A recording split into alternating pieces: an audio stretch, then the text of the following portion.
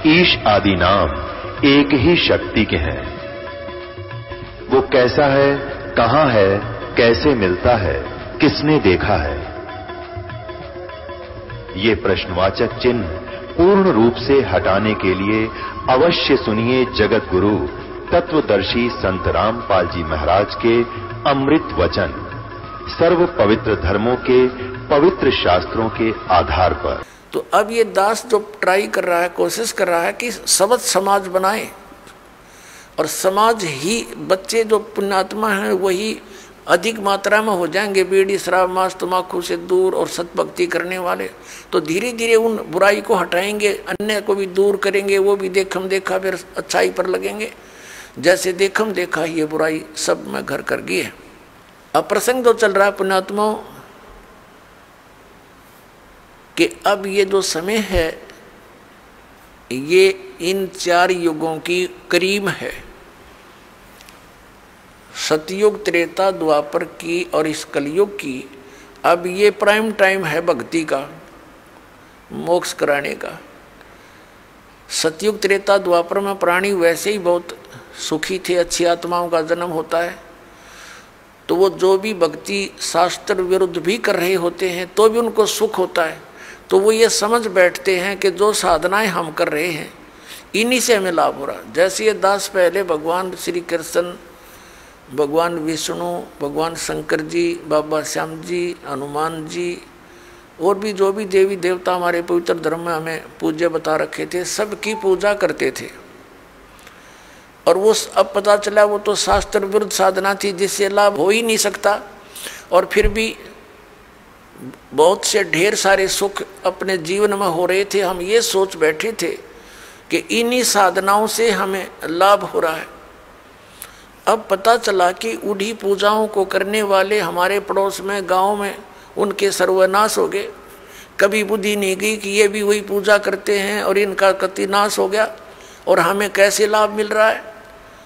वो प्रारब्ध कर्म ही हमें प्रफुल्लित हो रहा था। जिनके प्रारब्ध में पाप थे वो पाप उनको कैर तोड़ रहे थे, जिनके प्रारब्ध में सुख थे, पुण्य कर्म थे, उनको फल मिल रहे थे। पूजा दोनों ही एक जैसी कर रहे थे।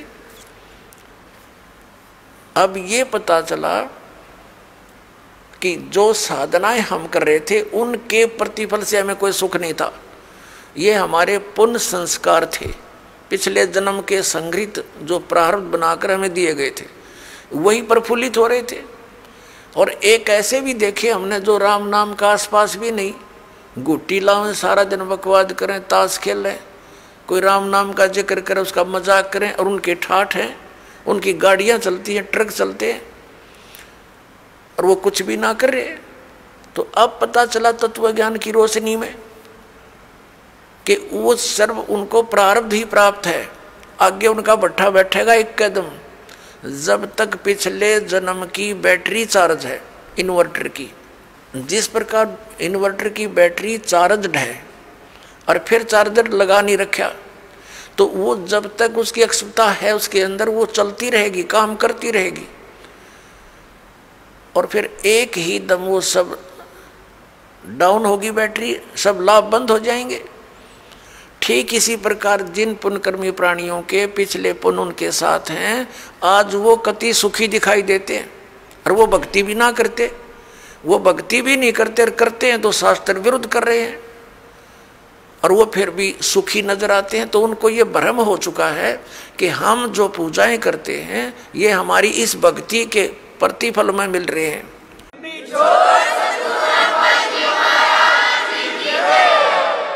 तो ये उनकी भूल है। इसी प्रकार सतयुग त्रेता द्वापर में सभी प्राणी, वो बहुत पुण्यकर्मी प्राणियों का जन्म उन युगों में होता है, तो उनके पूर्व जन्म के संस्कारों से उन्हें फल लाभ मिलते रहते हैं। वो सोचते हैं हम सुखी हैं इसी साधना से, तो उनको कोई कहे कि ये पूजा छोड़कर ये करो, वो नहीं मानते। दूसरा कारण उस समय क्या रहा कि उस समय शिक्षा नहीं थी। शिक्षा के अधिकारी केवल एक ब्राह्मण वर्ण के व्यक्ति होते थे, वही पढ़ते थे, वही अपने बच्चों को शिक्षा देते थे आध्यात्मिक ज्ञान की। संस्कृत के पढ़ने का किसी को अलाउड नहीं करते थे। वैसे पाठशालाओं में पढ़ा जरूर जाता था, लेकिन अध्यात्म मार्ग का ज्ञान उनको नहीं दिया जाता था, ना उनको अधिकार होता था सदग्रंथों को पढ़ने का। जैसा भी वो बताते थे उसी आधार से वो केवल क्रिया ही करते थे। गुरुजी ने जो मार्गदर्शन किया उसी तरह वो क्रियाएं करते रहे। और दूसरा ये था कि उस समय एक वेदों को ही आधार मानकर ज्ञान दिया जाता था, अन्य कोई शास्त्र या कोई विचार कोई व्यक्त नहीं करता था। कोई शास्त्र सदर ग्रंथ अन्य नहीं था वेदों के अतिरिक्त, तो उनको कोई शंका संशय नहीं था। और उनको जो मार्ग बताया जाता था वेदों अनुसार ओम नाम का जाप ही ऋषि लोग दिया करते थे, और कोई अन्य मंत्र नहीं देते थे। जैसे ये ओम नमः भागवते, ओम नमः शिवाय आदि ये मंत्र नहीं जाप करते थे, वो तो बाद में करने लगे हैं लोग। तो केवल ओम नाम का जाप और 500 यज्ञ ये ऋषि जन करते और करवाते थे। तो उस समय जो साधना वो ओम नाम का जाप और गुरु परंपरा से करते थे, उनको भविष्य की पुण्य तो एकत्रित होते थे, लेकिन लाभ उनको पिछले ही संस्कारों से मिल रहा होता था। ओम नाम के जाप से उनको क्या लाभ होता था? ब्रह्मलोक प्राप्ति। जैसे आपने श्री महावीर जैन जी के जीवन में बहुत बार दास ने दिखाया है, वो महापुरुष तो वेदों अनुसार साधना करते थे, जिस कारण से 80 लाख बार तो वो देवता पद को प्राप्त किया उन्होंने। और फिर कितना कैर टूटा पाप के कारण, 60 करोड़ बार गधा, 30 करोड़ बार कुत्ता और बिल्ली हाथी, पता नहीं कितनी बार उन्हें ऐसे कष्ट भोगे। तो ये विधान है यहाँ के भगवान का। तो सतयुग त्रेता द्वापर में कोई भी प्राणी परमात्मा के इस ज्ञान को ग्रहण नहीं कर सकता। कोई ये कहे कि ब्रह्म से ऊपर भगवान है, और कोई ये कहे कि श्री कृष्ण और राम से ऊपर कोई शक्ति है, विष्णु और ब्रह्मा से ऊपर शक्ति है, तो सतयुग त्रेता द्वापर में लोग नहीं मानते, क्योंकि वो स्वयं सुखी होते। और इब कलयुग में क्या है, इस काल न करी थी हेरा फेरी हमारे साथ। क्या हेरा फेरी की थी कि परमात्मा से कहा था कि जब तुम्हारा वो प्राइम टाइम आवेगा कलयुग में पार करने का, तो उससे पहले मैं अनेकों पंथ अनेकों मजहब बना दूंगा, सबको भ्रमित करवा दूंगा, मंदिर मस्जिद गुरुद्वारे और इन तीर्थों तक सीमित कर दूंगा, श्री राम कृष्ण देवता आदि पर पूर्ण दृढ़ कर दूंगा। और जब तेरा कोई संत आएगा, तेरा अवतार आएगा इस अज्ञान का नाश करने के लिए, तो उसकी कोई नहीं सुनेगा। इसलिए काल ने कलयुग का समय परमात्मा से मांगा था कि कलयुग में आप कितने ही प्राणी मुक्त करा लेना। परमात्मा को पता था, कबीर परमेश्वर जी को, कि सतयुग त्रेता द्वापर में ये प्राणी दुखी नहीं होंगे, इनके पुण्य इनके साथ रहेंगे, ये मेरे विचारों को कतई नहीं मानेंगे। और कलयुग में काल ने चाल चली थी कि इनको नास्तिक कर दूं, ये भक्ति चाहे ही नहीं, कोई आवे तो उनका संदेश वाहक परमात्मा का, तो ये सुना ही नहीं। जैसे पूरा चीन नास्तिक हो गया, पूरा रूस नास्तिक हो गया। काल का ये दाव था कि भारतवर्ष को भी नास्तिक कर दूं। इसके लिए इसने कौन से कदम उठाए? पहले तो बुद्ध धर्म की शुरुआत की। बुद्ध धर्म के ऊपर परमात्मा ने दया करी, आदि शंकराचार्य को भेजकर उस बुद्ध धर्म को बंद किया और अपना धर्म चला दिया। काल भगवान ने उसको भी ग्रिप कर लिया। उसने श्री कृष्ण, श्री राम, श्री शंकर जी को सुप्रीम पावर बताकर हमारे ऊपर ये पूरी साधनाएं थोप दी, और फिर साथ में ये तीर्थों और ये धामों की पूजाओं पर लगा दिए, बंदरों की पूजाओं पर। अब परमात्मा बड़े दयालु हैं, ये भी उनका एहसान है श्री आदि शंकराचार्य जी का कि उसने हमें नास्तिक होने से बचा दिया। यदि बौद्ध धर्म भारतवर्ष में फैल जाता तो चीन जैसी दशा आज हमारी होती, हम राम नाम बोल भी नहीं सकते थे। लेकिन बात वही की वही रही, आसमान से गिरे, खजूर पर अटक गए। लेकिन इतना अवश्य रहा कि हम धार्मिकता की तरफ अग्रसर रहे। अब काल ने फिर दूसरा दाव खेला नास्तिक बनाने का। ये जितना राधा स्वामी पंथ, जय गुरुदेव पंथ, विनोद वाला राधा स्वामी पंथ, ताराचंद वाला, और ये सच्चा सौदा सिरसा और जगमाल वाली वाला, और ये अड़क यहाँ पर निकट सी है हिसार के पास है गंगुआ, और ये ठाकुर जी, ये कृपाल सिंह जी, ये सारे एक ही कुएं का जल है। श्री शिवदयाल जी के विचारों से प्रभावित हैं, उसी के आधार से प्रचार करें। अब ये क्या करते हैं, जैसे अपने हिंदू धर्म के सबके घरों में एक जोत जला करती देसी घी की, ये तो आम देखा होगा आपने। तो इन्होंने राधा स्वामी धन धन सतगुरु वाला ने और जय गुरुदेव वालों ने और ये ताराचंद वाला ने वह भी बंद करवा दी। नो कही ये जोत नहीं जलानी, हमने तो अंदर जोत जलाएंगे। बताओ, वो थोड़ा बहुत हवन यज्ञ का लाभ था, होना था, पुण्य बनना था, वो भी बंद करवा दिया। और इनका ज्ञान आपके पास है, वो कैसे वचन सुनाते हो, सतनाम वही सतनाम है, वही सतपुरुष, वही सार शब्द, वही सार नाम, वही सचखंड, वही सतलोक, वही राधा स्वामी। ये इनकी अकल देखो। इन ज्ञान तो सब सदग्रंथों से अलग कर दिया। इनकी एक और थ्योरी है। इनके महापुरुष कहते रहे हैं कि हमने वेदों और गीता को पढ़ने की आवश्यकता नहीं, हमारा ज्ञान तो इनसे आगे का है। जो थोड़ा बहुत गीता जी को नित्य पाठ करके ज्ञान यज्ञ का लाभ मिलना था वो बंद करवा दिया, इन ग्रंथों से नफरत करवा दी। तो ये पक्के काल के दूत थे।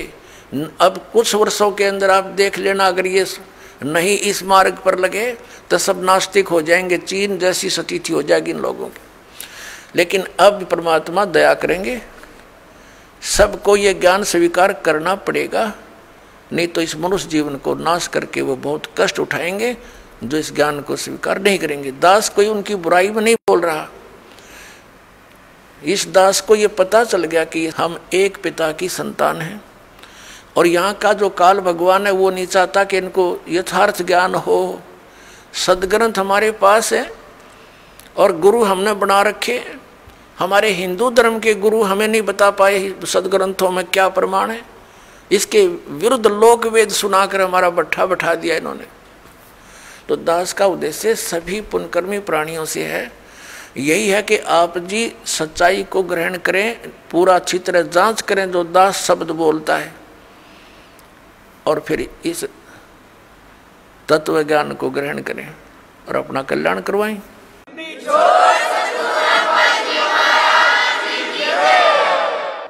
तो पुण्यात्माओं, प्रसंग चल रहा है कि ये वो समय है, अब इस अधर्म का नाश होगा और धर्म का विकास होगा। धर्म और धार्मिकता शास्त्र अनुकूल साधना करने से ही ऊपर उठेगी। अभी तक हम शास्त्र विधि को त्याग कर मनमाना आचरण कर रहे थे, जिस कारण से हमें भगवान से मिलने वाला लाभ नहीं प्राप्त हुआ, और हम भगवान को भूलकर फिर हम स्वयं अपना लाभ प्राप्त करने के तरीके खोज लिए। जैसे किसी को टेंशन होगी तो वो गुट्टी लगाने लग गया, शराब पीने लग गया, टेंशन खत्म करने के लिए। जो निर्धन है वो पहले संतों के पास जाते थे, परमात्मा की विधि प्राप्त करते थे, संकट निवारण के लिए भी संतों के पास जाते थे।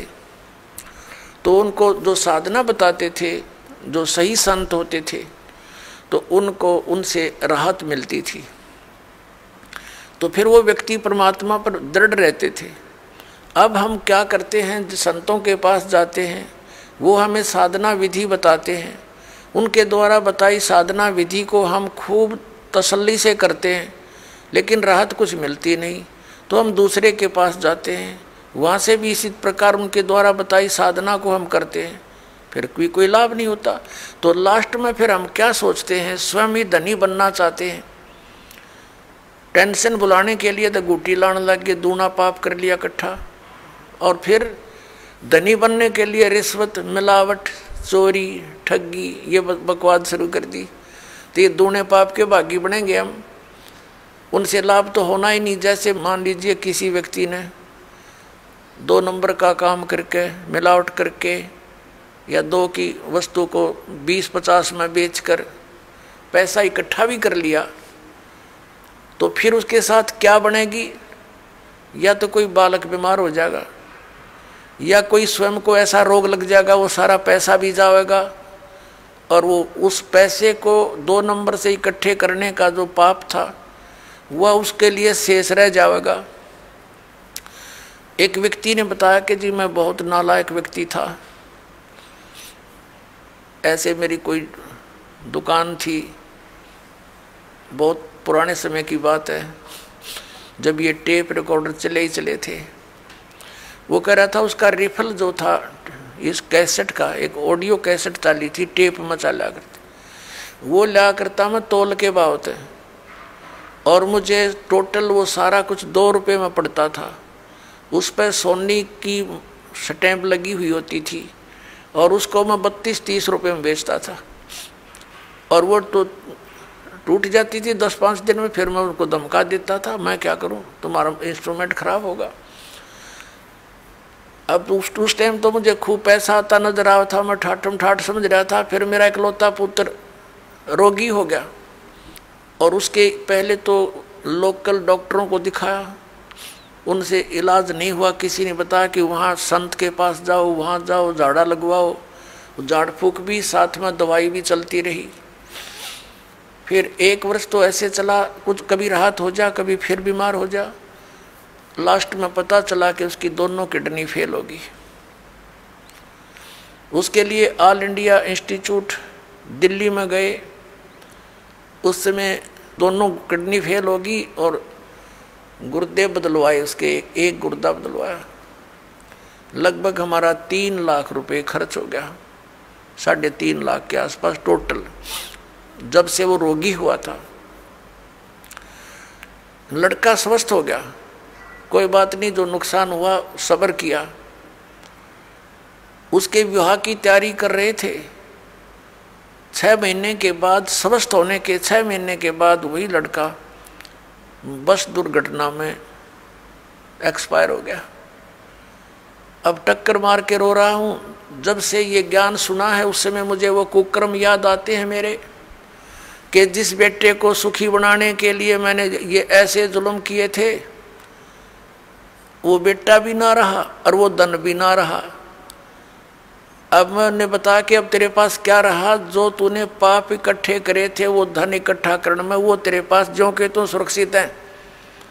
अब इसने धर लीजिए सिर पे वहाँ धर्मराज के दरबार में। तो फिर उसने दीक्षा ली। पुण्यात्माओं, गलती इंसानों पर, बहुत भक्तों पर हो जाती हैं, लेकिन जब तक उसको ये पाप नाशक औषधि नहीं मिलेगी, वो पाप उसके ज्यों के त्यों रखे रहेंगे। तो कबीर परमात्मा दयालु हैं, उनको ये मालूम है कि ये बच्चे काल से भ्रमित ये ऐसी गलतियां कर रहे हैं। वो दयालु हैं। जैसे पुण्यात्माओं, जब तक आपको ये ज्ञान नहीं होता और आपने जो भी गलती कर दी वो अक्षम्य है, माफ़ करने योग्य है, और अब ज्ञान होने के बाद बकवाद करोगे तो फिर आपको अक्षमा नहीं होगी। जैसे बच्चा अबोध होता है, छोटा सा बालक होता है, पालने में झूल रहा है, और उसने टट्टी पेशाब दोनों कर दिए और सब कपड़े भी खराब कर लिए, हाथ पैर भी ऐसे खराब कर लिए। माता आती है, वो देखती है कि इसने सारा कुछ बिगाड़ दिया काम, लेकिन वो उसे अक्षुब्ध नहीं होती, नाराज नहीं होती। उसको मालूम है कि इसको पता नहीं। उसको नवावेगी, धोएगी कपड़े, स्वच्छ कपड़े पहनावेगी, प्यार करेगी, फिर दूध पिलावेगी और फिर सुलावेगी। और जब वो बच्चा बड़ा हो जा और वो कितने कपड़ा में बैठ कर टट्टी कर दे, उसका दो धरेगी दड़ाक और बाहर पटकेगी, हन्नू कहेगी ला दो गई ना अपने आप। तो ऐसे पुण्यात्माओं, जब तक हम अबोध हैं, हमें ये ज्ञान प्राप्त नहीं हुआ, तब तक तो हम ऐसे थे, गलती करके हम अपने पापों से सने पड़े हैं। तो ये परमात्मा कबीर जी दयालु हैं, ये अपने बच्चों को धोएंगे। इन पाप नाशक दवाई है मालिक के पास, इनके पास एक मंत्र है जो दास आपको देगा, आपके सभी पापों का नाश कर देंगे, आपके प्रारब्ध के पापों का भी नाश करेंगे, आपके संचित पापों का भी नाश इस मंत्र से होगा। जैसे फसल में पहले खरपतवार हो जाता था तो उसका कोई विकल्प नहीं था, कुछ एक तो कसोले कस्सी से उसको थोड़ा बहुत खुरच देते थे, वो फिर भी हो जाता था। जब फसल बड़ी हो जाती थी तो उसका कोई विकल्प नहीं था, वो साथ ही पला करता था फसल के। अब एक ऐसी मेडिसिन खोज होगी है कि उसको फसल में डाल दिया जाता है तो खरपतवार का नाश कर देती है, फसल को हानि नहीं करती। इसी प्रकार ये मटेरियल यानी ये केमिकल और ये साल्ट पहले विद्यमान थे लेकिन खोज नहीं थी। इसी प्रकार ये मंत्र परमात्मा ने पहले ही हमारे सदग्रंथों में विद्वान कर रखे थे, ये हाथ नहीं लगे थे। अब इसकी खोज होगी, इस दास के पास उपलब्ध है, और इसे सब पाप नाश हो जाएंगे और आपके पुण्य शेष रह जाएंगे।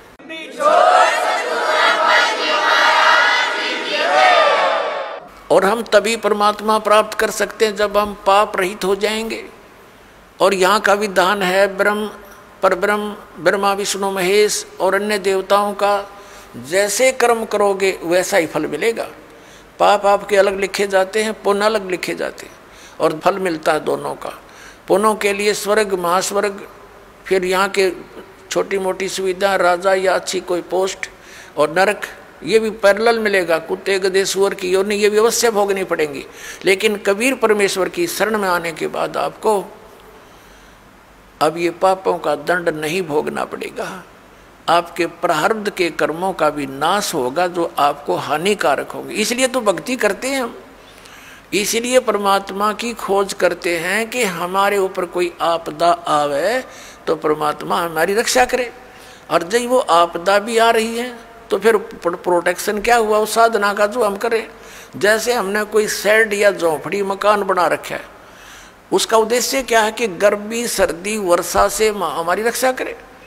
और जिसने हमने बना रखी है झोंपड़ी या मकान और वो सारा पानी भी अंदर ही आ रहा है और धूप का भी असर ऐसे पैरेलल है, तो वो कुछ भी प्रोटेक्शन नहीं है आपका।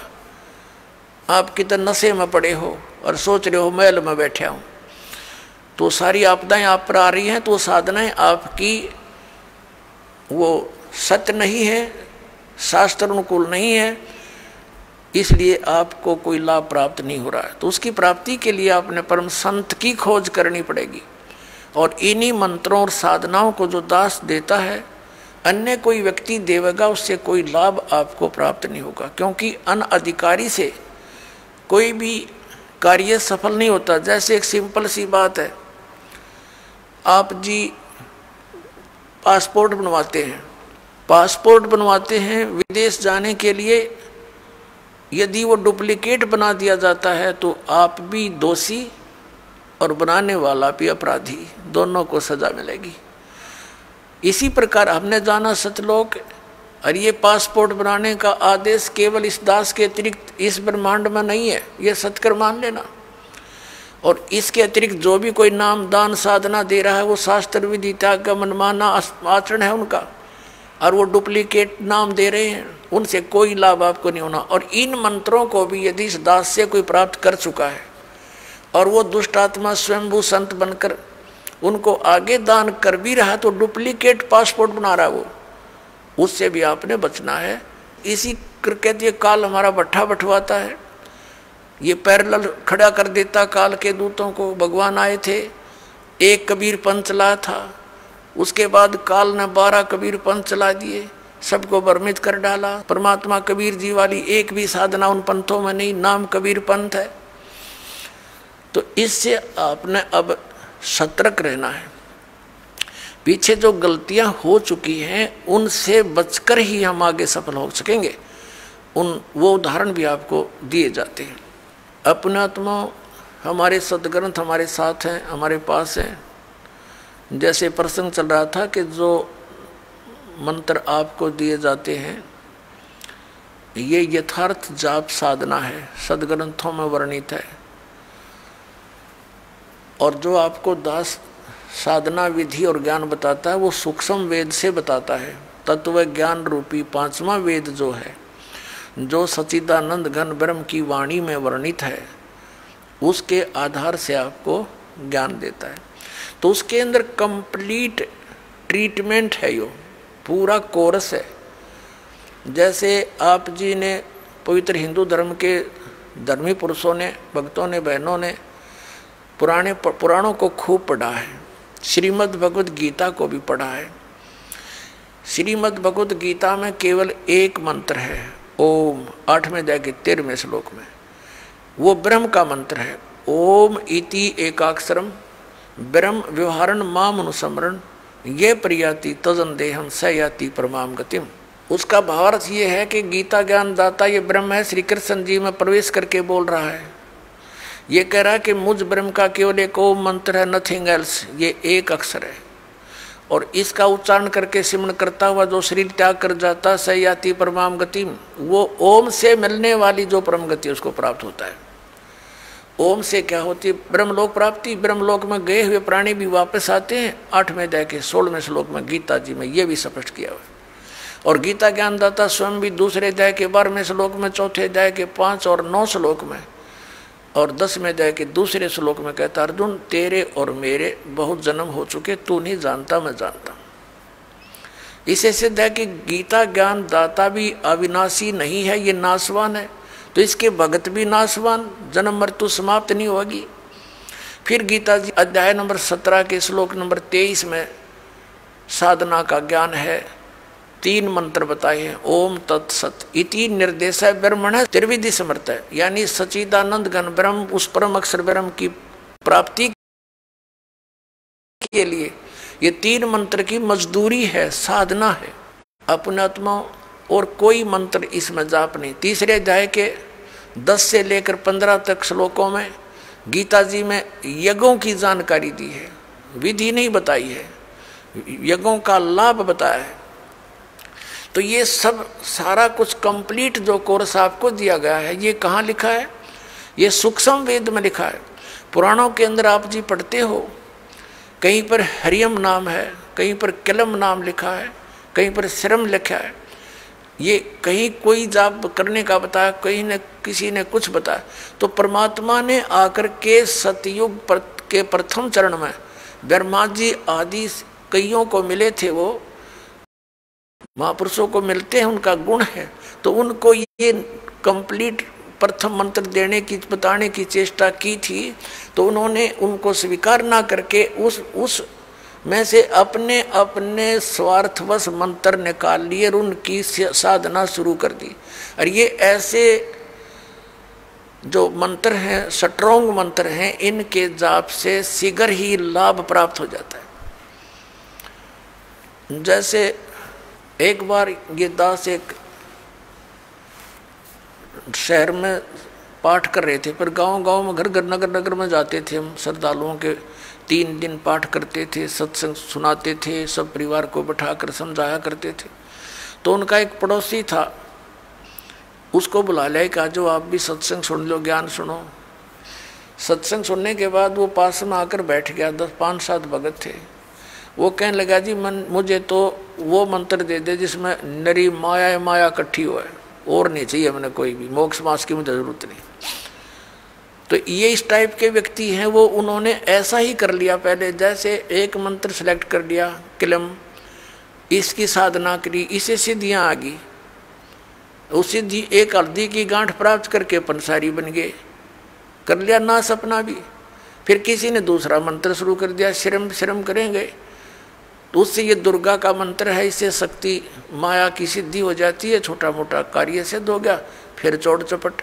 तो ऐसे यू काम बिगाड़ रखा था। अब ये कंप्लीट कोर्स आपको दिया गया है, इसको ऐसे ही करना पड़ेगा। क्योंकि यदि हम एक सूंठ खाएंगे, सौंठ, तो वो सौंठ का ही गुण देगी, और उसको अन्य औषधियों के साथ मिलाकर प्रयोग किया जाएगा तो उसका गुण बदल जाता है। ठीक इसी प्रकार हम इस विधि को प्रयोग करेंगे, इस प्रकार से हम साधना करेंगे तो उसका फल होगा। जैसे आज प्रसंग चला था कि प्रथम मंत्र भी आपको दिए जाते हैं, और सतनाम के अंदर भी उन्हीं मंत्रों का कुछ समावेश है। तो कुछ भोली आत्मा ये भ्रमित हो जाते हैं कि बताओ वो नाम भी उधर भी वही है, उलट पुलट करके यहाँ दे रखे। इनमें बहुत अंतर होता है। जैसे एक आयुर्वेद में लिखा है कि शहद और घी को यदि समान मात्रा में मिला दिया जाए तो विष बन जाता है, और उसको विषम मात्रा में बनाया जाए तो वो अमृत बन जाता है। जैसे 2 चम्मच शहद और 1 चम्मच घी डाल दिया तो अमृत बन गया, और दोनों 1-1 चम्मच मिला के खा लिया तो विष का काम करता है। तो इसी प्रकार वेद को पता होता है कौन सी औषधि किस प्रकार मिलाने से ये गुण युक्त होती है। तो ये दास इस अध्यात्म मार्ग का वेद है।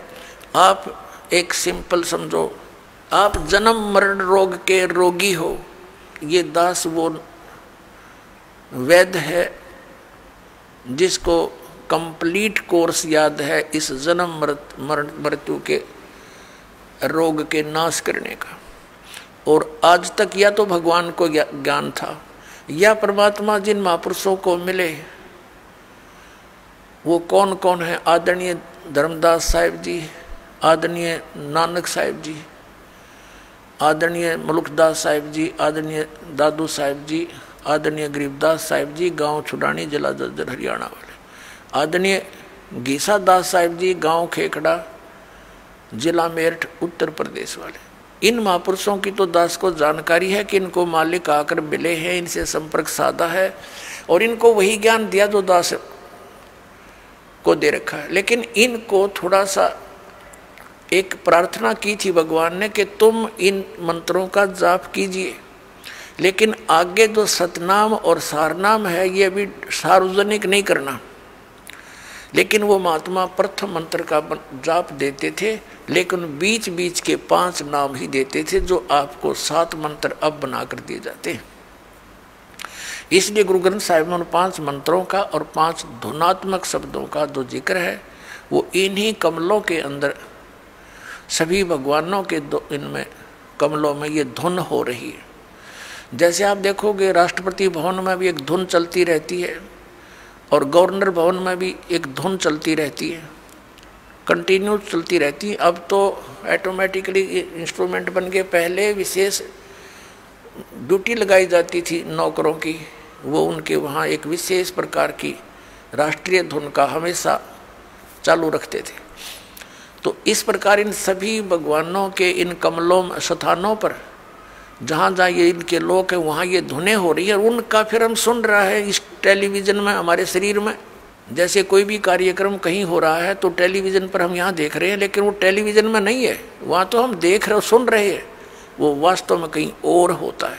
तो ऐसे ये मंत्र हैं। तो पुण्यात्माओं, जो दास आपको मंत्र देता है, जो ज्ञान देता है, ये बिल्कुल फाइनल समझ लेना। और उपदेश प्राप्त होने के बाद केवल आप दास जो आदेश आपको दे उसका पालन करना है, उसमें अग्रम मग्रम नहीं करनी, नहीं तो फिर आप भक्तिहीन हो जाओगे। तो कहने का भाव यह कि आज का जो सत्संग चल रहा है किस उद्देश्य से है कि ये वो समय है जो हमें मोक्ष प्राप्त कराएगा। परमात्मा ने कहा था 600 वर्ष पहले जब मालिक कबीर परमेश्वर जी आए थे कि जब बिचली पीढ़ी आवेगी धर्मदास जी, कि तब तक तू इस मंत्रों को छुपा के रखना, इस मूल ज्ञान को भी डिक्लेयर मत करना तुम, नहीं तो इन काल के भेजे हुए दूतों के ये मंत्र और ये नाम ज्ञान सब हाथ लग गया तो वो भी यही प्रचार करते पाओ। जैसे राधा स्वामी पंथ है, डेरा सच्चा सौदा सरसार, ये जगमालवाड़ी, ये कृपाल सिंह ठाकुर सिंह, और ये ब्यास वाला डेरा जय गुरुदेव, और ये भिवानी वाला, दनौद वाला, जो ताराचंद वाला, ये सारे श्रद्धालु बेचारे चले तो थे भगवान पाने के लिए, लेकिन ये शिवजाल का फंस गए। उसने कख पता नहीं था, 5 नाम काल के जाप करे और करवाए और भूत बन गया। और काल प्रेरणा से भोली भाली श्रद्धालु सारे ब्लाइंड फेथ करके, क्योंकि श्रद्धालु का स्वाभाविक गुण होता है वो अपने गुरुदेव पर ब्लाइंड फेथ करता है, और इसी से सफलता मिलनी थी, लेकिन उसका दुरुपयोग हो गया। बबूल के पौधे को, किक्कर के पौधे को आम का पौधा जान कर बो लिया और उसकी सिंचाई कर रहे हैं आम प्राप्ति का उद्देश्य रखकर। ये इनकी महाभूल है। 5 नाम काल के मोक्ष की प्रतीक्षा देख कैसी भूल लगी है इनके। तो पुण्यात्माओं, दास का प्रयत्न ये ना समझना कि मैंने आपसे कुछ धन संग्रहित करना है ना। दास 2 रोटी खा रहा था, नौकरी थी सरकारी, जेई की पोस्ट पर विराजमान था, 2 रोटी का गुजारा बहुत ठीक चल रहा था। लेकिन जब से दास को ये पता चला, जब तक नाम देने का आदेश नहीं था तब भी दास घर घर जा जाकर समझाया करता था, गुरुजी से ला करके नाम दिलाया करता था। और फिर उन्होंने दास पर यह भार सौंप दिया, आशीर्वाद दे दिया कि बेटा तुम नाम दिया कर। तो उस दिन के बाद फिर और ज़्यादा जिम्मेवारी बढ़ गई, इस तत्व ज्ञान को फैलाऊं। विरोध का भी रिकॉर्ड तोड़ दिया, काल ने क्रोथा कांड करवा दिया इसी कारण से। अत्याचार करवा दिया हमारे ऊपर, लेकिन समर्थ साथ था, कुछ बिगाड़ नहीं पाए। पिछला इतिहास देख लो संतों भक्तों के साथ जिन्होंने जुल्म गुजारे, लेकिन वो सफल नहीं हो पाए, अंत में मुंह की खानी पड़ी।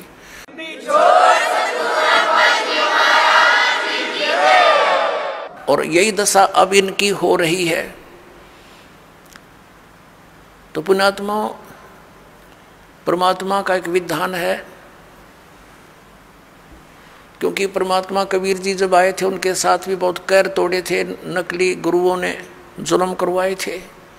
उबलते हुए सरसों के तेल के कढ़ाई में बैठा दिया भगवान को, लेकिन कुछ बिगाड़ नहीं पाए। झेरे कुएं में डालकर ऊपर से कंकर पत्थरों से भर दिया, परमात्मा बाहर बैठे पाए। कारण क्या था? वो यही ज्ञान दिया करता जो दास आज उन्हीं का दिया हुआ आपके रूबरू कर रहा है। आज आपको क्यों स्वीकार्य हो गया? क्योंकि आप शिक्षित हैं और प्रमाण आपके समक्ष हैं। ये इंस्ट्रूमेंट, ये इंटरनेट, ये प्रोजेक्टर, ये चैनल मालिक ने आपके लिए बनवाए ना। जीव सत्तर की सोच नहीं है ये इस तरह के इंस्ट्रूमेंट बना ले। ये पहले ना बनाए, आज तो 100 साल पहले कहाँ थे ये? हैं? वही मनुष्य थे। अरिन तो अच्छे बुद्धिमान और बहुत अच्छे नेक आत्मा थी। अब परमात्मा ने ये बुद्धि दी है ताकि मेरे बच्चे घर बैठे देख सके प्रमाणों को, और पहले शिक्षित किया आपको कि इन भ्रमित करने वाले काल के दूतों से तुम स्वयं सतर्क होकर के देखो इन सदग्रंथों को, ये क्या बता रहे हैं। इन्हीं की साक्षी लेकर के ये आपको इसके विपरीत ज्ञान दे रहे हैं। तो आज इसलिए हम सफल हुए कि आप शिक्षित हैं और साथ में भगवान का पंजा दास के साथ है। तो और उसके बिना ये कदम भी नहीं चल सकते हम इसे घोर कलयुग में। और आज हम कितने सफल हो रहे हैं? क्योंकि हमारा ज्ञान सच्चा है, हमारा भगवान सच्चा है, और हम सत्य के ऊपर संघर्ष कर रहे हैं।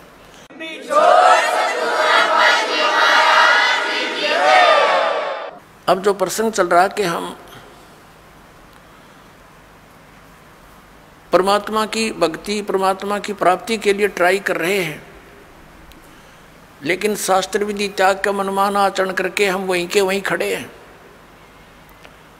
हमारा हर तरह से गिरावट में आ गए, हम हमारे विचार गिरावट में आ गए, हमारी क्रियाओं में बहुत अंतर हो गया। सराउंडिंग का क्षेत्र हम देखते हैं, जहाँ भी देखते हैं हमारे बच्चे जो उपदेश लेकर जाते हैं, क्योंकि इन्होंने तो सब बुराई छोड़नी है, तो घर में, पड़ोस में, रिश्तेदारी में, सब जगह वही बुराइयां ग्रस्त हैं। बीड़ी, शराब, मांस, तम्बाकू, माया जोड़न की चर्चा, दूसरा ज्ञान नहीं। तो पुण्यात्माओं, कुछ दिनों के बाद हमारी संख्या बढ़ती जाएगी। जब हमारी संख्या बढ़ेगी तो बुराई वाले लोग शर्माने लग जाएंगे। उनको अब तो कोई शर्म नहीं रही, बाप बेटा इकट्ठे बैठ कर दारू पीवें, बता शर्म रही? फिर छोटे छोटे बच्चे भी धिक्कारेंगे, कोई रिश्तेदार भी आ जाएगा, आप क्या पी रहे हो? ये कोई शराब पीने की चीज़ है? इसके कहते हैं मदिरा पीवे कड़वा पानी, 70 जन्म कुत्ते के जानी। इस तरह के प्रमाण दिया करेंगे हमारे बच्चे। कहते हैं सुरापान मदमासा हारी गमन करे भोग पर नारी, 70 जन्म कटेंगे शीशम, साक्षी साहिब है जगदीशम। और परमात्मा कहते हैं 100 नारी जारी करे सुरापान 100 बार, एक जन्म हुक्का भर दे वो डूबे काली धार। ये तम्बाकू के अंदर इतना दोष है कि एक पर स्त्री गमन करने वाले का 70 जन्म तक अंधा हो डोले, पर द्वारा स्त्री का खोले 70 जन्म अंधा हो डोले। सुरापान मदमासा हारी, और जो गमन करें भोगें पर नारी, 70 जन्म कटेंगे शीशम, साक्षी साहिब है जगदीशम। जो ऐसे पाप करेंगे उनके 70 जन्म तो लगातार वो बलि के बकरे बनेंगे। परमात्मा ने कहा कि 100 नारी जारी करे, एक पर स्त्री गमन करने का क्या बताया है कि 70 जन्म तक अंधा होकर धक्के खावे, और फिर 70 जन्म वो बलि का बकरा बनकर गल कटवावे। कितना घोर पाप है। और फिर कहते हैं ऐसे ऐसे 100 नारी जारी करे, 100 सुरापान 100 बार, एक बार सुरापान करने का कितना पाप है। मदिरा पीवे कड़वा पानी, और 70 जन्म कुत्ते के जानी। जो मदिरा एक बार भी पीते हैं 70 जन्म कुत्ते के होंगे। जैसे आप मैं इस मारीची जी के जो महावीर जैन के जीव की कथा सुनते हो, 60 करोड़ बार गधा, 30 करोड़ बार कुत्ता, तो ये इन्हीं दोषों के प्रतिफल में बनते हैं। तो हम गलतियां कर जाते हैं किसी जन्म में, फिर वो लिखे जाते हैं, इकट्ठे होते हैं, फिर वो भोगने पड़ते हैं। तो क्या बताया है, मदरा पीवे कड़ुआ पानी, शराब पीता है जो 70 जन्म कुत्ते के जानी। आज तक टिट्टी पाक रहा, घुट्टी ला के होटलों में बैठ के मौज मार रहा, फिर कुत्ता बन के गंदी नाली के जल को पिया करेगा। ले अब तेरी मदरा ये बन गई, मदरा पीवे कड़ुआ पानी, 70 जन्म कुत्ते के जानी। और फिर क्या बताते हैं, पर द्वारा स्त्री का खोले, 70 जन्म अंधा हो डोले। फिर क्या बताते हैं, 100 नारी जारी करे, जो 100 नारी पर नारी भोगेगा उसको कितना घोर पाप होगा। और सुरापान 100 बार, एक बार सुरापान यानी शराब पीने का कितना दोष है, अभी आपको बता दिया। ऐसा 100 बार कर ले और एक चलम हुक्का भर दे, पीने वाले का तो गर्क बेड़ा है ही, एक हुक्का भर के देने वाले को इतना पाप लगेगा। क्योंकि कोई दोष में सहयोग देता है, कोई हत्या करने जाता है, उसकी मदद कर रहा है, उसको उठा के उसको हथियार दे रहा है कि ले कर ले काम, तो दोनों दोषी हैं वो। तो यहाँ क्या बताया कि 100 नारी जारी करे, सुरापान 100 बार, एक चलम हुक्का भर दे और डूबे काली धार। जैसे आपने गीता जी अध्याय नंबर 7 के श्लोक नंबर 29 में सुना है कि जो व्यक्ति सभी कर्मों से परिचित हैं, पूरे अध्यात्म ज्ञान से परिचित है और तत्परम से परिचित है, तत्परम यानी परम अक्षर ब्रह्म से, तो वह केवल जरा और मरण से छूटने का ही प्रयत्न करते हैं। वो यहाँ की बकवादों में आश्रित नहीं रहते, यहाँ की किसी वस्तु की डिमांड नहीं करते, जो उस भक्ति के अनुकूल साधना वही करते हैं, उसमें बाधक वस्तु को ग्रहण नहीं करते। तो ये हमारे बच्चे इन पूरे अध्यात्म ज्ञान से और इस सभी पूरे कर्मों से परिचित हो जाएंगे, तो फिर वो आम व्यक्ति को जो भी उनके संपर्क में आएगा उनके गुणों से परिचित कराएंगे कि ये मत करो आप, ये पाप लगता है। अब छोटे छोटे बच्चे भी, कोई रिश्तेदार आता है, वो बीड़ी माचिस के लिए बीड़ी वगैरह मंगवाता है, वो मना कर देते हैं, आपकी और सब सेवा कर देंगे पर ये नहीं करेंगे क्योंकि इसमें हमें दोष लगेगा, और आप हमारे घर पर भी इसको पीने की कृपा ना करना, हमारी हानि हो जाएगी। तो वो अपने आप शर्मिंदे होंगे।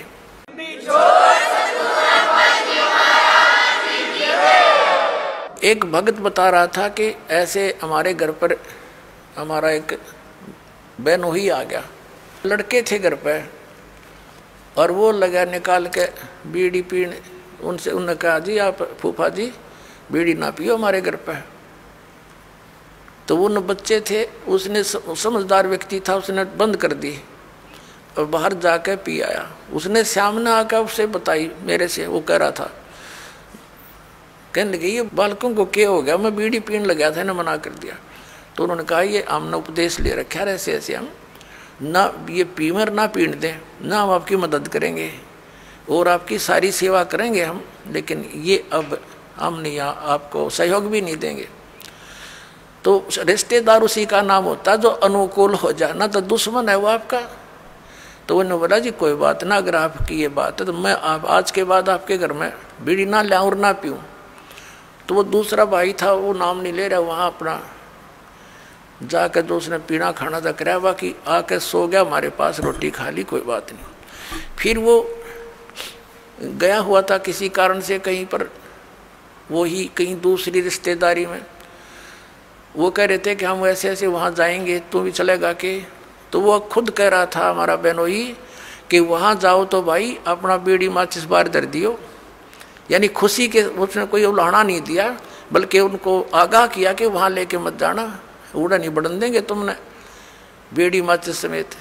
तो वो रिश्तेदार भी अच्छे थे, ने बोला बहुत अच्छी बात है, हम ठीक है, उनके नियम को क्यों भंग करेंगे। तो धीरे धीरे उस रिश्तेदार ने भी उपदेश ले लिया, जब देखा कि बालक भी इतना ज्ञान रखते हैं, बुराई से दूर रहना चाहते हैं, और हम बुराई कर रहे हैं तो हमारे बालक भी ग्रहण करेंगे। तो उस बुद्धिमान व्यक्ति ने भी उपदेश ले लिया, अपने बच्चों को इस मार्ग पर लगा दिया।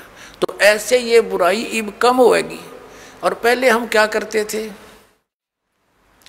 जब हम छोटे छोटे थे, हमारी बहनों के बटेऊ आते थे बहनोई, तो हमारी स्पेशल सेवा लगाई जाती थी कि इनकी चलम ठंडी नहीं होनी चाहिए, ना तो बेइज्जती हो जाएगी। यानी इनका हुक्का इतना प्यारा है, ये कंध्याड़ बैठे रहियो स्पेशल। बताओ, एक तो उनको दूना नरक में ठोक्या करते, अरे हम उनने कहेंगे हाथ जोड़ के ना जी, ना पीवा ना पीने दें, तो उनको भी विवश होना पड़ेगा सोचने से बुराई को छोड़ने के लिए। तम्बाकू शराब ये कोई खाने पीने की वस्तु है, बकवास लपेट ली चौगर दे के। अपने आत्माओं, इस प्रकार अब ये पूरे विश्व में एक अच्छी लहर दौड़ेगी, विकार रहित होंगे, और जो माया जोड़न की दौड़ लाग रही पुण्यात्माओं या कति खत्म होएगी ज्ञान के आधार से। एक इंसान को जो भी मिलना है उसके प्रारब्ध में लिखा हुआ है, और वो तो उसको मिलेगा ही मिलेगा। और अब जो आप इस साधना को करोगे, जो दास आपको बताएगा, आपके भाग में ना होगा और आपको आवश्यकता होगी, वो फिर भगवान अवश्य अपने कोटे तो देगा आपको, ये सत्कर मानना। फिर आप किस लिए चोरी करोगे, मिलावट करोगे, और फिर पता चल जाएगा चोरी रिश्वत करने से तो विष खाना है।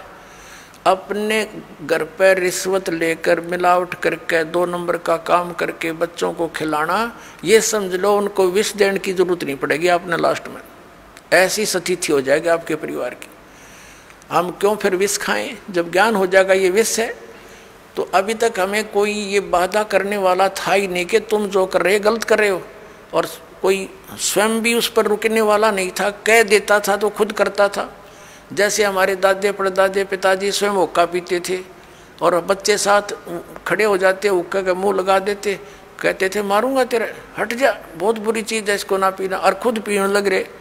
तो बच्चे कब तक मानेंगे इस बात को, युवा होते हुए शुरू कर देते हैं, फिर उनको धमका भी नहीं सकते। तो ऐसे ही अभी तक जितने भी ये पंथ संत थे, ये बुराइयां नहीं छुटवा सके, क्योंकि इनके पास वो वचन शक्ति नहीं थी, और ना उनकी उनसे उपदेशी को कोई आध्यात्मिक या कोई भौतिक लाभ हुआ। तो अब आपको सारे काम होंगे जो भगवान किया करता है। आपको परमात्मा मिल गया, परमात्मा के गुणों में लिखे हैं, वो रोगी को सुखी करे, निसंतान को संतान दे। भाई और भी हमारे ऊपर आने वाले प्रारब्ध के दुखों को भगवान दूर करता है, इसलिए भक्ति करते थे, इसलिए परमात्मा की खोज करते थे। ये गुण है मालिक के। जैसे बिजली के गुण हैं, बिजली के गुणों में लिखा है कि बल्ब भी जलेगा, ट्यूब भी जलेगी, पंखा भी चलेगा, कूलर भी चलेंगे, और पशुओं का चारा काटने की मशीन भी चलेगी, आटा पीसने की चक्की भी घुमाती है वो। तो ये गुण हैं, लेकिन वो गुण कब होंगे, जब उसका कनेक्शन मिल जाएगा, तब वो फल देगी। तो पुण्यात्माओं, जैसे ये पहले जितने भी संत पंथ हैं, ये शास्त्र विदिता का मनमाना आचरण हमें दे रहे थे। ये हमें कनेक्ट नहीं कर सके उस पावर से जो लाभ दिया करती है। अब जैसे किसी ने 1 कीकर का लठ गाड़ के उसका तार बांध के पावर हाउस बना रखा हो, और आगे उसे सब कनेक्शन लिए बैठे हैं, तो उनके कनेक्शन भी लिए हुए हैं, लेकिन वो गुण नहीं हो रहे हैं जो इलेक्ट्रिसिटी करा करती है, क्योंकि इलेक्ट्रिसिटी का कनेक्शन है नहीं, वो तो कनेक्शन उसकी करके लटका बांध रखा है। तो इसी प्रकार ये शास्त्र विदिता का मनमाना आचरण करने वाले, जिनका आप कोई गुरु नहीं, जैसे श्री शिवदयाल जी राधा स्वामी पंथ के प्रवर्तक, उनका कोई गुरु नहीं।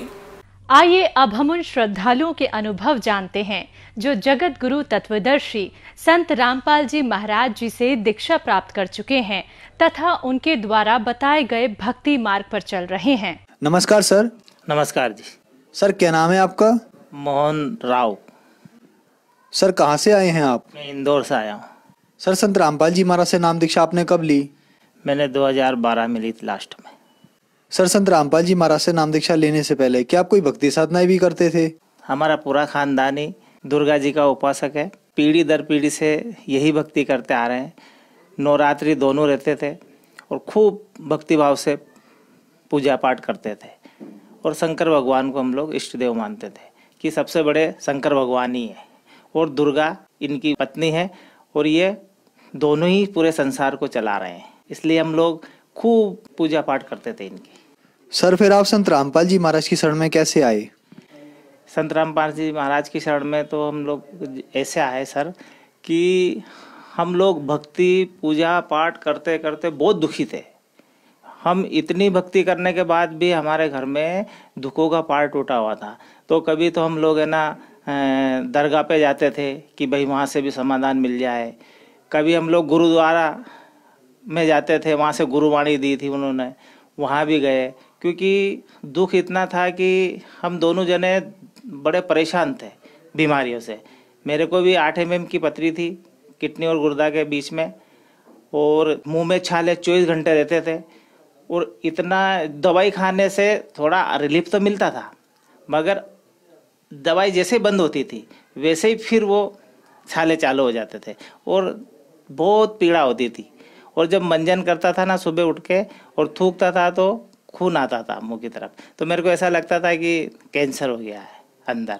तो मैं मन ही मन में बड़ा दुखी रहता था। और दिने दिन मेरी मिसेस को भी सांस की तकलीफ होगी और बच्चादानी में गठान होगी। अब हम लोग है ना उसका भी इलाज करा है और मेरा भी करा है, तो हमारी जो सैलरी थी वो तो उसी में चली जाए, हमारा घर का खर्चा भी नहीं चल रहा था। तो उसके बाद में हमने ये सोचा कि अब क्या करें, बड़े दुखी थे। तो ज्ञान गंगा पुस्तक मिली, तो मैं उस पुस्तक को पढ़ी। जैसे जैसे पढ़ता गया वैसे वैसे ज्ञान, इसमें तो 4 वेद, 6 शास्त्र, 18 पुराण, बाइबल, कुरान शरीफ, सबका ज्ञान है। तो मैंने कि ये कैसे हो सकता है। फिर मैंने वेद सब खरीद लाया हूँ, तो सब वेद खरीद के लाने के बाद उससे मिलाया तो झुका तो पाया। तो फिर हमारा हो गया दिमाग खराब कि अब क्या करें। मैंने पत्नी को बोला कि भाई ये सच्चा ज्ञान तो यहाँ पे है और ये हरियाणा में है, और अपनी इस स्थिति वहाँ चलने लायक है नहीं, पर यह है कि वहाँ चलेंगे तो इसमें गारंटी तो लिखी है, पर वहाँ चलने के बाद में ही अपन को पता चलेगा कि क्या सही है क्या गलत है। संत तो बहुत है, पूरे संसार में है, मगर ये इसमें गारंटी ले रहे हैं। तो मिसेज से बोला कि भाई अपन टिकट करा लेते हैं। तो मिसेज कभी भी किसी में विश्वास नहीं रखती थी, ना तो देवी देवता में और ना कोई संत महाराजों में। वो भी बड़ी दुखी थी, तो उनने की चलो ठीक है। उसके परिवार वालों ने भी आना जाना छोड़ दिया था, क्योंकि ये तो जब तक पैसे मांगेंगे इलाज के लिए और कहाँ से देंगे, सब दूरी बना ली थी। तो फिर हम लोग संत रामपाल जी महाराज के आश्रम गए बरवाला। वहाँ पे हमने दोनों जनों ने ये किया कि पहले यहाँ की पूरी जानकारी लेंगे और उसके बाद में अगर लगेगा तो नाम लेंगे, नहीं तो अपन चुपचाप चलेंगे। तो कि ठीक है। तो हम लोग गए जहाँ नाम दीक्षा देते हैं, वहाँ दोनों ने नाम लिए और दोनों बच्चों चारों ने, और संत रामपाल जी महाराज जी से आशीर्वाद लिए और फिर हम लोग इंदौर आ गए। सर, हमने सुना है कि जो भी श्रद्धालु संत रामपाल जी महाराज से नाम दीक्षा लेते हैं उन्हें बहुत सारे लाभ प्राप्त होते हैं। आप तो पहले से ही दुखी थे, तो क्या संत रामपाल जी महाराज से नाम दीक्षा लेने के बाद आपको भी कुछ लाभ प्राप्त हुए? 1 महीना जब वो नाम जब वहाँ से लेके आए, प्रथम नाम से हमने रात दिन उसको लगन के साथ जपा। उससे किडनी और गुर्दे के बीच में जो 8 mm की पथरी थी, तो वो दर्द कभी भी होने लग जाता था। तो मैं मच्छी की तरह तड़पता था। मैं सांप को कहीं बाहर जाना था और उनको लेके जा रहा था, और आधे घंटे पहले ही मेरे ना दर्द चालू हो गया। अब मैंने मन ही मन में संत रामपाल जी महाराज को याद किया कि मालिक, आप बोलते हैं कि पूर्ण परमात्मा कबीर साहिब जी है, तो परमात्मा स्वरूप आप ही है हमारे लिए। तो पर अगर मैं इनको लेके नहीं जाऊंगा तो इनका दौरा कैंसिल हो जाएगा, इसलिए दया करना। मैं ना गोली, अब गोली भी नहीं मिलेगी तो गोली भी मैं कहाँ से लूंगा, तो परमात्मा आप ही जाने हैं। और ऐसे नीचे उतर के गाड़ी से और मैंने लंबा लेट के दंडोत प्रणाम किया, और 2 मिनट बाद में ही वो मेरा दर्द बिल्कुल खत्म हो गया। और मैं संत रामपाल जी महाराज की कृपा से उनको फिर मैं दौरे पे लेके गया और बड़ा खुश होता जा रहा था कि देखो, यहाँ तो दवाई लेने के बाद भी दर्द कम नहीं होता था, और इधर जो नाम लिया संत रामपाल जी महाराज जी का, और इधर जो मेरा है ना, वो दर्द जैसे छुमंतर हो गया है। और मेरे ये मुंह में छाले 24 घंटे रहते थे, बिल्कुल आज 6 साल हो गए मालिक की दया से, एक भी अब छाला नहीं बचा है, और ना मैं कोई दवाई खाता हूँ। और मेरी मिसेस की जो सांस की तकलीफ थी, जो ठंड में वो पलंग से नीचे नहीं उतरती थी, आज बिल्कुल वो भी ठीक हो गई है संत रामपाल जी महाराज जी की दया से। और मेरी पत्नी को 5 किलो की गठान थी बच्चेदानी में, और वो डॉक्टरों ने बताई थी कि बच्चेदानी निकलेगी और इसका खर्चा आएगा 40,000 के समथिंग। तो उस टाइम मेरे पास पैसे नहीं थे, तो मैंने संत रामपाल जी महाराज से प्रार्थना लगाई कि मालिक, अगर ये गठान बिल्कुल जैसे बोलते हैं कि संत के आशीर्वाद से ही पिघल के निकल जाती है, तो अगर ये ठीक हो जाती है मालिक, तो मैं दरबार में आके दंडोत प्रणाम करूंगा। तो उसी दिन रात में वो धीरे धीरे उसका सारा ब्लड था जो निकलता गया। तो वो बोल रही थी कि मेरे को पेन जैसा हो रहा है। तो अपन तो संत रामपाल जी महाराज के शरण में हैं, फिर पेशी पे चलेंगे तो वहाँ पे अर्जी लगा लेंगे। तो कि ठीक है। ऐसे हम लोग 4 बार गए, 4 बार में वो अपने आप गठान है ना बिल्कुल साफ होगी। और हमें पता नहीं, अब ये बोलती है कि नहीं मेरे को कुछ ऐसा लगता है कि अंदर कुछ ऐसा लग रहा है मेरे को। तो मैंने कोई बात नहीं है, तो मैंने कि पहले अपन लोग ऐसा करें संत रामपाल जी महाराज के यहाँ फ़ोन लगा लेते हैं। तो हमने वहाँ फ़ोन लगाया 4 महीने बाद। तो गुरुजी ने बोला वहाँ से संत रामपाल जी महाराज ने कि आप थोड़ा सा ट्रीटमेंट करा लो। तो मैंने कि ठीक है। हम लोग डॉक्टर के पास गए, उनने बोला एक सोनोग्राफी लिख दी। हमने सोनोग्राफी करवाई तो डॉक्टर ने बोला कि कुछ हो भी सकता है, कुछ नहीं भी हो सकता है। और जब उसने जांच की तो कुछ भी नहीं निकला, थोड़ा सा चीचड़ा निकला। उसने लाके दिखा दी कि देखो अंदर कुछ भी नहीं है, चीचड़ा है, बिल्कुल साफ है, घबराने की जरूरत नहीं है। पर ये हुआ कैसे, ये क्योंकि वो डॉक्टर खुद इसका 5 साल से इलाज कर रही थी। तो वो बोल रही थी बच्चादानी तो निकलना ही थी, पर ये हुआ कैसे। पहले तो हम लोग कुछ नहीं बोले। मैंने कि ये डॉक्टर लोग है ना, एकदम से अपन बोलेंगे तो ये डांट देंगे और ये विश्वास नहीं करते हैं। तो फिर उसी ने बोला कि हम लोग अभी 3 महीने पहले ही संत रामपाल जी महाराज जी से नाम दीक्षा लेके आए, हिसार से, हरियाणा में है वो आश्रम। तो वहाँ से आने के बाद में मेरी सांस की तकलीफ भी बिल्कुल ख़त्म हो गई है। और ये बच्चादानी की जो गठान थी ये भी अब मेरे को बिल्कुल साफ सुथरा, मतलब मेरे को कुछ भी नहीं लग रहा है। तो डॉक्टर मान गए कि वाकई में बहुत बड़ी शक्ति है वो। सर क्या आप नशा भी करते थे? हाँ, पहले जब जगत में थे तो नशा भी करते थे और खाते थे भी। तो क्या संत रामपाल जी महाराज से नाम दीक्षा लेने के बाद आपका नशा छूट गया? बिल्कुल। नशा तो क्या, अब तो ना तो छूते हैं ना किसी को देते भी नहीं है। नहीं तो पहले मैं दारू भी पीता था और मांस भी खाता था। सर संत रामपाल जी महाराज से नाम दीक्षा लेने के बाद आपको बहुत सारे लाभ प्राप्त हुए। तो जो दर्शक आज आपको देख रहे हैं, आप उनके लिए क्या कहना चाहेंगे? इनके लिए मेरे तो एक ही प्रार्थना है कि सभी संत रामपाल जी महाराज जी का ज्ञान समझे, पुस्तक पढ़े और संत रामपाल जी महाराज से आके अपना नाम दीक्षा लेके कल्याण कराए। सर मीडिया में बताया गया कि संत रामपाल जी महाराज से नाम दीक्षा लेने के लिए पैसे लिए जाते हैं, आपसे कितने पैसे लिए गए सर? ये तो सब मनगढ़ंत बात है। और आज तक संत रामपाल जी महाराज ने ये दास को 6 साल हो गए हैं यहाँ से नाम दीक्षा लिए हुए हैं। 1 भी रुपया ना उस टाइम लिया था और ना आज लेते हैं। ये तो मीडिया वालों ने तोड़ मरोड़ के और ये कहानी बनाई है। संत रामपाल जी जीवन दान देते हैं, वो किसी से ना पैसा लेते हैं। अब ये मीडिया वालों ने कैसे किया है ये मीडिया वाले जाने, मगर संत रामपाल जी महाराज की शरण में अभी भी आप आए, पहले इनका ज्ञान सुने, समझे और नाम दीक्षा ले, अपना पता चल जाएगा। दूध का दूध, पानी का पानी हो जाएगा।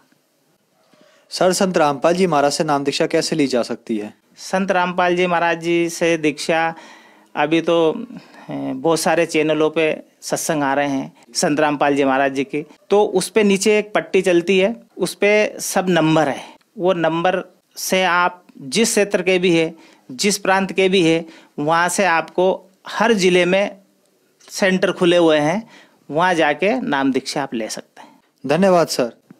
सत साहिब जी।